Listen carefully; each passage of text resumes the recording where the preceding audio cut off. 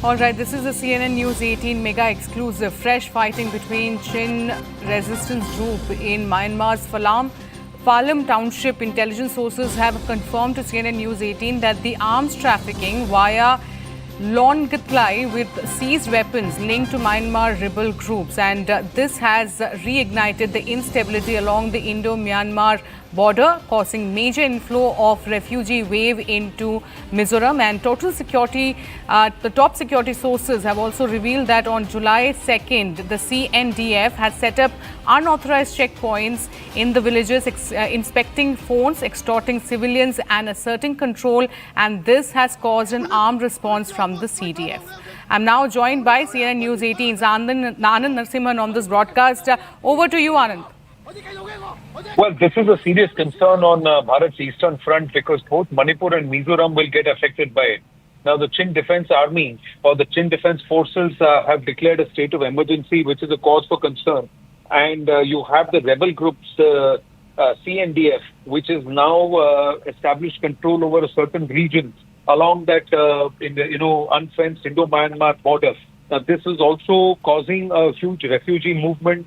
The conflict is actually centered around the Rikwadar-Phalam corridor, which is critical for the Chin militia logistics and trade access. And CNDF is now aiming to consolidate control, undermining the Chin Defence Army strongholds. So that means that they are going to get more arms supply, and there is going to be more problems there, which will also mean that the Chinzo, some of these forces will move towards, and some of the people will flee from there into Mizoram. There are already about 35,000 refugees in Mizoram, so putting a huge strain on resources.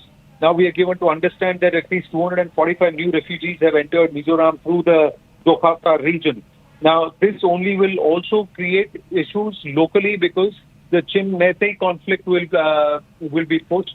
So the Kukis and Meitei fights will also increase, and there will be a spillover of these arms and this the supply which is being routed into the militia in the Myanmar region. We will feel certain pressure points in this region, and there could be more ethnic strife because Meitei communities have moved and have been forced to flee their lands in Mizoram and move into Manipur because of these conflicts which have been occurring over the last 3-4 years and the trouble in that region.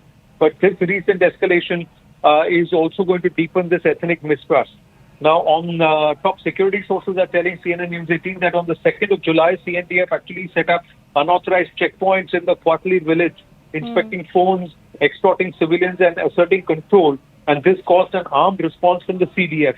That immediately led to an escalation of tensions, and so much so that the CNDF now launched drone strikes on the CDF. So CDF is the Chin Defence Army, CNDF is the rebel militia group, and they are the ones launching drone strikes. So that's a tactical shift also.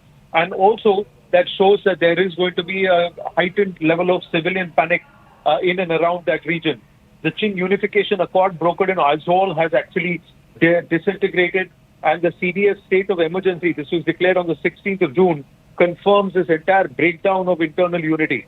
And if this is not planned, and that's unfenced border of 510 kilometers between Bharat and Myanmar, there is nothing is done there in those regions, we are going to see a huge amount of concern on our eastern front.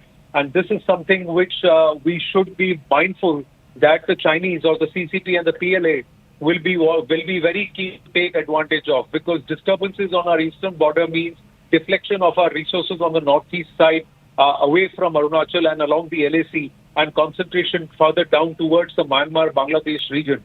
And that will only add to our own internal security troubles. All right. Many thanks, Anand, for getting us all those details.